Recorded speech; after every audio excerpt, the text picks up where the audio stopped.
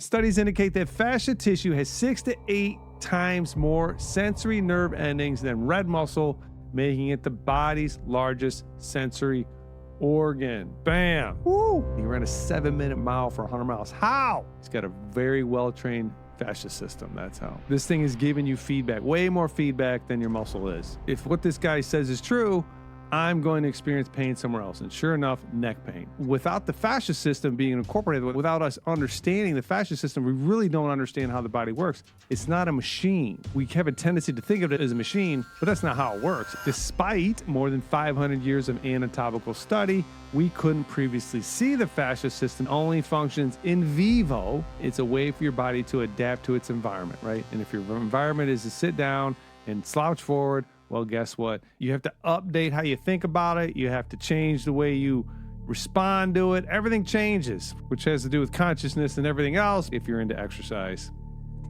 big update.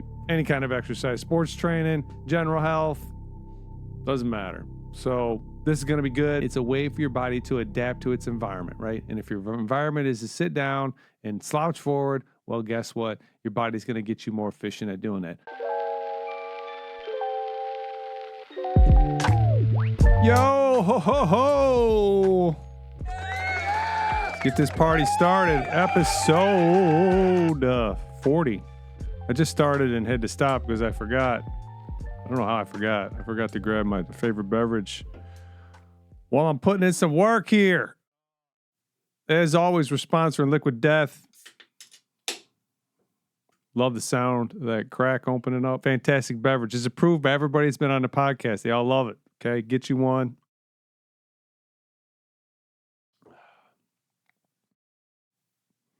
Or don't. It's up to you. Episode 40, the fascial system. Episode 40, fascial system 7/8/25. We're just getting straight into it because we got reading to do.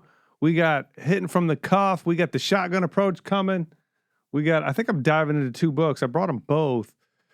But we will see. Goal of this episode is to introduce you to the fascial system because you probably ain't heard it before. Or you heard fascia and it's just, it's just this stuff. But it turns out it's much more than just stuff. And that's what we're going to get into. This episode here, the goal is to get you introduced to it and talk about all the fascinating things about it, which we're going to do. You're going to want to learn this. This is going to be changing the way people do fitness. And I'm not exaggerating.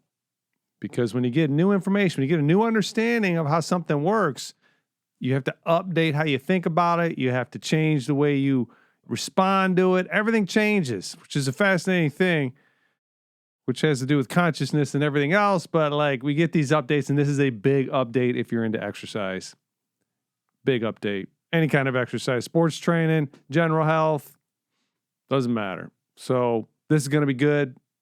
And I'm going to do 2 because I could do probably 4 to be honest, but I'm going to do 2, this one, and then we're going to do another one that gets into kind of how it adapts and all these other things. But this is just going to give you kind of what do we know right now? What do we know about the fascial system, and what does it mean? What does it mean to you? What does it mean to me? What does it mean to our health? What does it mean to how our body functions and feels? We're going to get into all that. Outline of topics. We're going to cover some updates per usual. I know you guys love them. Love them updates. Or maybe you don't, but we do it anyways. The big picture. We're going to cover the big picture. So we're going to start from the macro, and then we're just going to shotgun the major points about it, which there is a ton. This isn't hey, we figured out, we learned 1 or 2 new things. No. There's a list. So that's when we'll get into all the hitters. We'll take the shotgun approach because that's how I've been learning about it. And as always, we'll have some final thoughts. So I keep these in order here. And I'm gonna definitely need to keep my glasses handy for this. Probably not right there. I don't know where. This desk is crowded. We got 2 mics. We got 2 sets of headphones. We got a camera. We got a camera stand. We got books. We got the phone, which I did not put on sleep mode. Let me do that right now. Don't want to get my train of thought disrupted. There it is. All right, we're good. We're recording. Do you hear me? Does this hear me? All right, good. Okay, Sorry, rambling. So that's the outline right there. Bam. Here we go. Updates. One update. No, one horn. Golf. There was another playoff. Golf is fine. It wasn't as exciting this time, but whatever. It's what I'm doing on Sunday when I'm eating a salad after reading. Tigers, best record still. Tigers, Detroit. Our Detroit Tigers, still the best record in MLB. All right. Also, on a side note, I don't know if you're viewing, you can see this shirt. This is our new summer shirt. Look at this. Designed by one of our coaches, Chad Morgan. The guy's got an eye for design. And we had him put a shirt together, asked him if he would. He said he would. He came up with this kind of 70s kind of popping theme, and we like it. See if I'll show you the back real quick. Bam! Look at that thing. Got that North Industry bubbled up in an anvil. How clever. Weather has been hot, super hot, really hot. 93, 98, humid, crazy. But it is supposed to be cooler this week. Subscriber update. Here we go. Email 62. It's been 62 for 12 years. YouTube goes from 124 to 127, added 3 there. Spotify 30 to 31. Apple sitting at 23. Apple did redeem itself a little bit last week or the week before. And as a reminder, always submit your questions to dennis@dennisfenrich.com. It's got to be an easier way to do that because, the questions are not flowing in. So either I'm answering everything that you wanted to know or you thought you needed to know. I don't even know how that works. Or you're just like, it's just too many steps to get your questions answered. I mean, you gotta text it, you gotta type it out, you gotta get to your email. Do most people not use email? Most people use email, I think. I don't know. All right, here we go. Where are my glasses at? Let's get into this. We're going to pull this book out, all right? So this book is called I want to say Fascial. And I know it's called Fascia. And I've said fascia like my entire fitness career. But anyways, it's the fascia system. And there's a book called Fascia Training in Application. Bam. Super simple read. How I came across this stuff is a guy named Bill Parisi. And a fascia video came across my feed in Instagram maybe 3 or 4 months ago. And I'm like, that's interesting. And I've been learning about like the foot and something going on with the foot. And then this fascia thing came across. And I sent that one to a couple people like, there's something going on here. And then I was on the YouTube and I caught a 12-minute video of this guy, Bill Parisi. And this is co-authored with somebody else. Give somebody else some respect here. Jonathan Allen, and I caught a 12-minute video and it was just this, whatever. And it's Bill talking about it. He's doing all the hitters, all the stuff I'm going to go into, 3, 4, 5 of them at least. Like, whoa, that's fascinating. A couple weeks later, I'm on YouTube, I'm home on my TV, and I see the same kind of picture. I'm like, oh, that's that Bill Fascia guy. But it's 90 minutes. I'm like, dang, I struck gold. And so I fire it up, and he's at this gym, this functional training gym thing going on. He's giving like a lecture, kind of hang loose. But come to find out, he owns Parisi Speed School. He started that, and he's just one of those guys, remind me of myself, he just likes to learn. And when there's something new, he just goes in and gets to get after it and learn about it. And I have a similar kind of thing that I do. And so I just dive deep. I got his book. I got another book because I'm doing a certification on speed. And he's got this kind of training incorporated into there. And so just open up a can. I'm super excited. So here we are doing a podcast. So let's get into this. The book is a super simple read. The guy's got he's really good at gathering information, condensing it down, and organizing it in a digestible manner, which I also think is a skill that I have, whatever. So here we go. We're going right to page 0, by the way. I mean, couldn't even get past the first page without having to read. And I'm going to read a good chunk of this right here. And basically what's going on is there's a guy, he's writing a introduction to the book. I think that's what they call that, right? Yeah, so basically this guy writes an introduction to the book, and this guy's name is Todd Wright. Here's his credentials, which I was going to read last, but I'm going to read them first. Todd Todd Wright is the founder of Train for the Game in Austin, Texas. He is also currently assistant coach and vice president of player performance for the Los Angeles Clippers. Previously, he was head of strength and conditioning for the Philadelphia 76ers and University of Texas Longhorns. This guy is a strength and conditioning basketball coach. And he writes this foreword, that's what it's called, to Bill's book. And here's what he says. Everything is connected and held together in a state of tensile balance. And that's in these quotes, big air quotes. And he says, it was an intriguing concept being presented by Tom Myers at a Perform Better Summit in Chicago while he was playing with a tensegrity model he'd made out of sticks and rubber bands. Unfortunately, if he was right, I was totally screwed. I've been invited to speak at the summit while I was head of strength and conditioning for basketball at the University of Texas, and I was walking around checking out the other speakers. Tom's presentation caught my attention when he was using a tensegrity unit, which I'd never seen before, to illustrate how everything in the body is held together in a dynamic state of balanced tension. He explained that the rubber bands in the model were like our ligaments, tendons, and connective tissue in that they form a single interconnected suspension system that allows our bones, the sticks in this model, to float in the respective joint spaces without ever touching. He also explained how the fascia system absorbs, distributes, and transfers force across the body's kinetic chain, and that adhesions or restrictions in one part of the chain can impact other parts. So let me just say this really quick. The tensegrity model. So basically, he says that, I'll read it again and I'll maybe make some comments here. So basically, this is the big picture of what I talked about. We're going to talk about the big picture and we're going to talk about your body as a unit. I want to kind of set this up, right? It is one thing, right? You know, science is great and science wants to compartmentalize everything, right? So we got the musculoskeletal system, we got the nervous system, we've got the cardiorespiratory system. And those systems we think kind of work individually, but the body doesn't know the difference. And without the fascia system being incorporated, without us understanding the fascia system, we really don't understand how the body works. It's not a machine.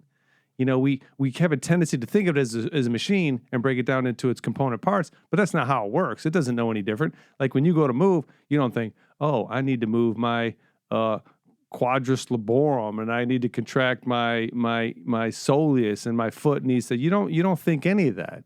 You just picture yourself moving to do the task, and then your body fills in the gap because it works as a unit. And so the way this is, the reason why, well, I'm getting off down at a tangent already. So a tensegrity unit, is that what he's called it? System is basically, you can picture these sticks, and none of them are touching each other, but they're all suspended and held together by rubber bands.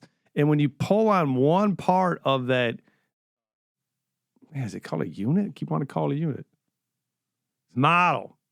So when you pull on one part of that model, the whole system gets influenced. And this is the main point, is that our body works the same way. That fascia system is the rubber bands and your bones are the sticks. And when you move your arm out over here, tension transfers everywhere else, okay? And when at light movements, no big deal. But when you're doing heavy movements like lifting weights or running or jumping, then that whole thing is really being influenced by the loads that the body is experiencing. And so, all right, I will go on. That's when because he basically says he's screwed. And he says, that's when I realized this concept and I might not get along. Because 8 months earlier, I had avulsed my adductor longus so hard, it ripped a piece of my pelvis off. So that's a large muscle that attaches to your pelvis and your femur. And he strained it or pulled on it so hard that it broke off some of his pelvis. Not good. Considering that the tendon of the adductor longus is a major guide wire in this body-wide suspension system, it was only a matter of time before the injury would cause a tensile pull somewhere else in the system and create problems for me down the line. Sure enough, about a year and a half later, I started experiencing chronic neck pain so intense I couldn't sleep. I got an MRI done, but the doctor said my neck looked fine. In parentheses, it says, of course, now I know that fascia doesn't show up in most MRIs. So your fascia system is not going to show up in most MRIs.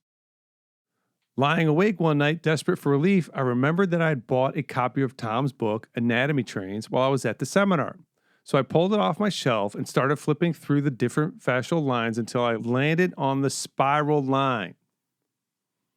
The spiral line traverses the body on both sides from head to toe in a double helix of connective tissue that crosses the hips, integrates with the abdominal sheath, wraps around the ribs, dips under the shoulder blades, and ends at the skull just behind the ear. It plays a major role in multiplanar stability and mobility, and I wondered if it might also be causing my neck pain. Soon after, I had some structural integration therapists in Austin work on my spinal line and adductor and eventually got the problem solved. So the guy's got neck pain and they're messing around with this fascial spiral line and his adductor where he was hurt, and the neck pain goes away. But that experience gave me a totally new perspective of my body's connective tissue matrix, and it prompted me to take a deep dive into the science of fascia.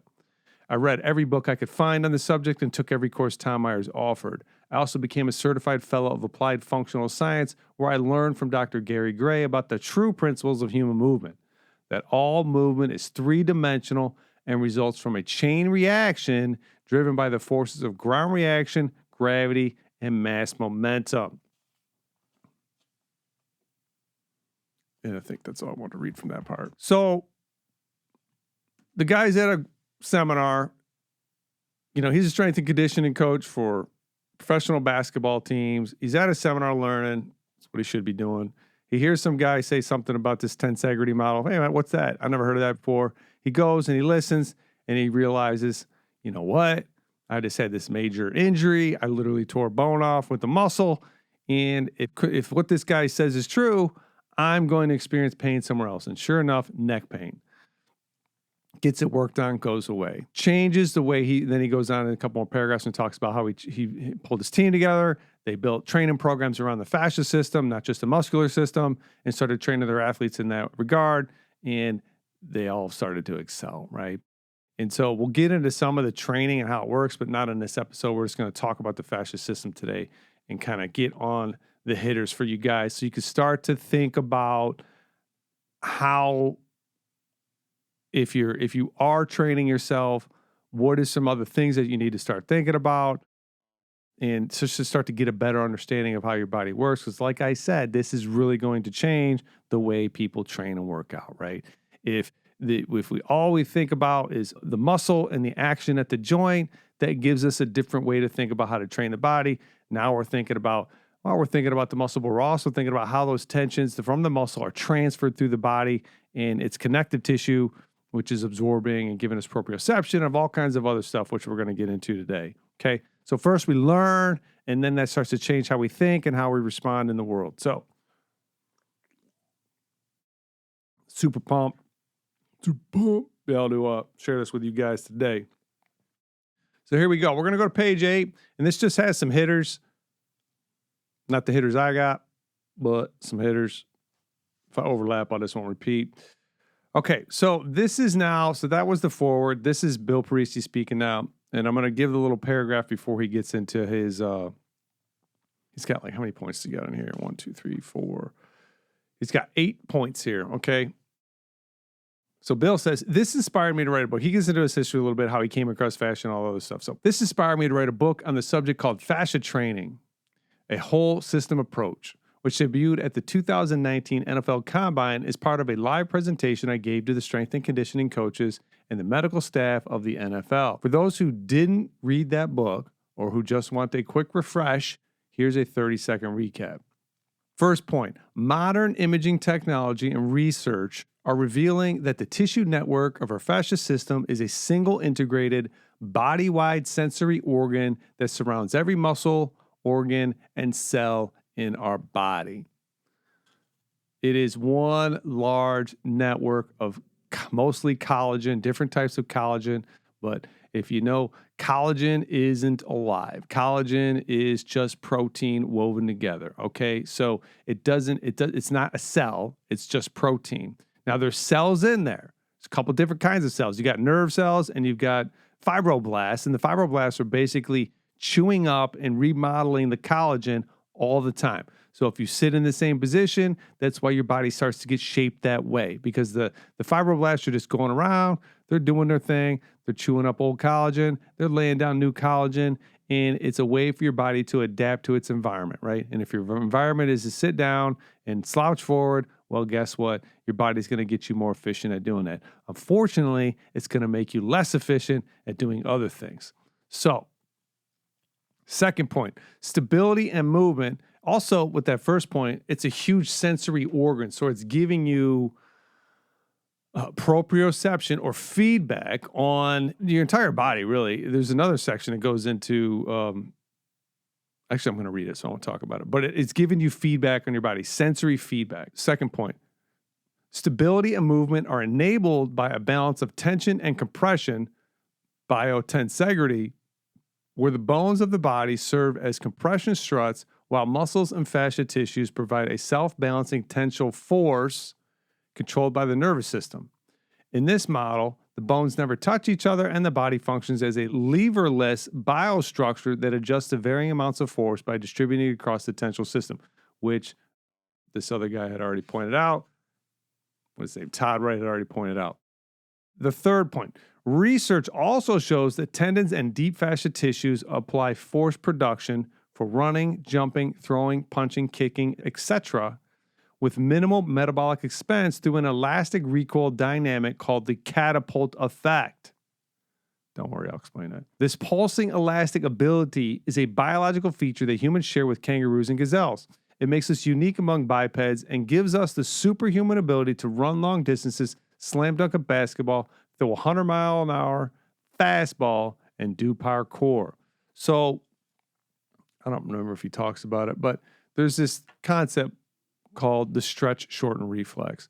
And so basically, if you're jumping rope and you're just pushing off the ground, what you're getting is, yes, there's some muscle activity for sure. But another thing that's happening and is contributing more to the movement is this stretch, shorten reflex. So your muscle kind of tightens up and kind of holds isometrically. The weight of you coming down into the ground, that energy is stored in your elastic tissue, your fascia system, and then you're able to use that like a spring or a rubber band and bounce back up, okay? So there's more energy being used by your fascia system or being conserved by your fascia system by coming down, hitting the ground, and bouncing back up than is being used or from contraction of your muscle. And that energy is free. It doesn't take calories to do that. It takes calories to contract the calf and make tension throughout your body so you don't collapse, but the majority of that energy is stored from you coming down into the ground, and then you get to reverse back out of that. And those loads are distributed throughout your entire body when you do anything. Run, jump, throw a ball, whatever. We're using the elasticity of our fascia system to make us do things, to help us do things more efficiently.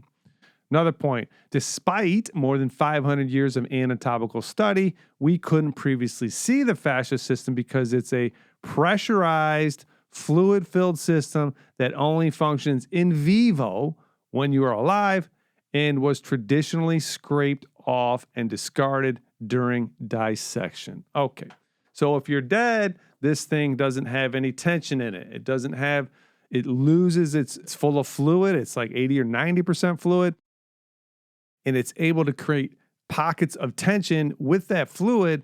And if you're dead or you cut it, well, guess what? It doesn't work, right? So what would happen is back in the day, they'd do an autopsy. Obviously, the person's deceased and the system is no longer functional. And so the stuff didn't appear to do anything. Couldn't stimulate it with an electrical impulse like you could a muscle. So they would just scrape it out of the way like it was packaging material in order to get to what was really going on. At least that's what they thought. Unless what we thought, which was the muscle, but not the case. Lo and behold, your body, life doesn't waste anything. If it's there, it has multiple purposes. Evolution is the most efficient thing on the planet. And so that efficiency is going to be maintained throughout your body. And now we know that the fascia system is storing energy for us and helping us move ourselves around. And super athletic people have really well developed fascia systems. And people who are in pain, who don't move really well, their fascia systems are not well developed. Okay, another point, 4 more points here. Since you can't see it with traditional imaging technology like MRI and X-ray, we are only just now beginning to understand it thanks to advanced ultrasound, elastography, and other imaging technologies. So we couldn't really see it before because when we looked at it, it wasn't functioning because the person had was passed. But now with new imaging, we can look at it while it's still alive.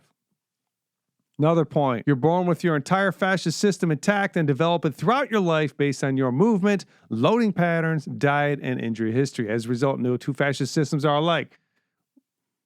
They're all unique. Another point, second to last, this collagen and fluid-based matrix of extracellular matrix, that's not worded really well, ECM. Anyways, it's calling it an extracellular matrix, ECM for short, remodels itself along the lines of load, impact, pressure, and stress, aka Davis's law, which just means like tissues adapt to the loads they're being given, making fascia a highly trainable and adaptable system, which is great to hear because if yours isn't functioning really well, it can still adapt, which is the case for any cell or anything that is part of your body. I was going to say it's not alive, but the fibroblasts are that are remodeling it, so it's all good. Last point here, studies indicate that fascia tissue has 6 to 8 times more sensory nerve endings than red muscle, making it the body's largest sensory organ. Bam. Woo. So that's from that book. It's a great book. It's a super simple read. He's only gets as technical as he needs to. You know, he's going to say extracellular matrix and ECM and all that stuff. It's very understandable if you're interested in learning about it. I think any of the other books are going to be way more technical. He wrote this for trainers. But yeah, so that's that. So what we're going to do now is get some applause. And we're going to get into my hitters. So I've been piecing stuff together, you know, and it's an interesting process, right? I'm learning. Oh, that's interesting. Oh, that's, you know, I'm pulling these pieces together, and then it clicks, and I'm like, oh my God, yeah, this is actually going to completely change the way people work out. It's already happening at the professional level, and if you know how these things work, it starts at the top, and then will work its way down into the general population. And we'll see. I think this is going to happen pretty fast because I've already been seeing a ton of stuff about it. Instagrammers, I think things probably happen faster than used to. You know, we can always go off of the research to practice gap, which if you look that up, research to practice gap, the average is 17 years. So meaning, you know, hey, humans have learned something new. It's on average 17 years before it's incorporated into the culture as the norm. And yeah, obviously everybody knows that. So, but anyways, I feel like this is going to happen faster because things kind of move fast in the fitness industry. Okay, so let me hit these hitters. I got a ton of them. I got another little reading I'm going to do, and then we're going to wrap this thing up for you guys. Make sure we're recording. Where's my batteries at? You know, I got freshly charged batteries. That's what I got. All right, here we go. All the hitters, the shotgun approach. I finally came to understand how important the fascia system is. 1, it's an extracellular matrix. Okay, so he just mentioned that. What does that mean? Extracellular. It's between every cell you have. It exists everywhere throughout your body. If there's not a cell there, there's the extracellular matrix. It's the matrix that's holding everything together. It connects all the way down to the bones and all the way up to the skin. It's everywhere. It's all woven together as one unit, making it the body's largest organ. It is now the body's largest organ based on tissue mass, okay? So think about that, all right? Body's largest organ. All right, it's a pressurized hydraulic system that only works in vivo. Covered that a little bit. The thing is pressurized, and it can create tension and stiffness in any part of your body, which is how we really move, right? Like, yes, squatting and deadlifting is great, and that's going to create tension, but that is more muscle contraction. When we're running, that is far less muscle contraction and much more stretch, shorten reflex if you're efficient. And the muscles are basically doing isometric holds, and we're using our forward momentum to capture energy in our fascia system and then propel us forward. Okay, fantastic. Fluid viscosity. Oh, this is crazy. I didn't even believe it at first. When a so I'll read what I got here. When a fluid exhibits both liquid-like and solid-like behavior, it's called a non-Newtonian fluid. Specifically, it's often referred to as a viscoelastic fluid, which means it can be both viscous, it can be viscous, liquid-like, and elastic, solid-like. A common example is oobleck, a mixture of cornstarch and water. Okay, at first I'm like, what? This doesn't make any sense. If you're not driving, go online and put in OOBLEK, and you're going to see videos of this kind of fluid. So this fluid, it can be fluid, but it can also be hard. All right. And so we have this kind of fluid that runs through our fascia system. If you don't believe me, look it up. I didn't believe myself till I saw it. You're going to see a bunch of orange mess, what you're going to see. Muscles transfer their energy through the fascia system. All right, this is one of the big ones that click for me because I'm learning this on my fascia. Okay, yeah, well, how's it, blah, blah, blah. So if you think about your muscles all being sheathed in this fascia, and the muscle is kind of suspended in that fascia, and then when the muscle does its thing, contracts, relaxes, hits isometric holds, whatever, those energies aren't going right into the bone. They're being transferred throughout the fascia system, right? So the muscle's kind of floating in there essentially, and the energy is being transferred and used through the fascia system, which I was like, whoa, that's wild. Muscles mostly create stiffness and contract isometrically, essentially freezing the muscle and using the stretch, shorten reflex throughout the connective tissue of the entire fascial system to store and release energy like a rubber band or spring, creating true power and energy conservation. I actually wrote that. Okay. Some more hitters here. Non-calorie dependent tissue. It's non-calorie dependent. Your muscles need energy to perform, okay? Your fascia system does not because it's mostly dead, all right? It's just protein. You can think of it like the bark on a tree isn't alive, but it still has tension. It still has substance to it. And that's kind of what's going on with your fascia system. Now, there are live parts, like I said. You got the fibroblasts, which are going around and constantly remodeling it. And you got the nerve endings, which are giving feedback. So I think you said the ratio is like 90-10 or 80-20, right? Collagen versus live cells. So it's a system within a system. So that's fascinating. That's why people can run very long distances. You know, the American world record holder for the 100-mile run, he ran a 7-minute mile for 100 miles. How? He's got a very well-trained fascia system. That's how. 6 to 10 times the nerve endings. Got that one. This thing is giving you feedback, way more feedback than your muscle is, okay? Fibroblasts are constantly remodeling and reshaping collagen fibers in the system. Okay, man, this is a lot of stuff, right? Okay, the anatomy of speed. Oh, I got to read the anatomy of speed, page 229. I wrote it down. Fantastic. So this comes from another book, The Training System that I'm learning right now. And here we go. The anatomy of speed, page 229. Additionally, it has been shown that our sense of spatial awareness comes from nerve endings, receptors, and sensors in the fascia tissue that surround our internal organs.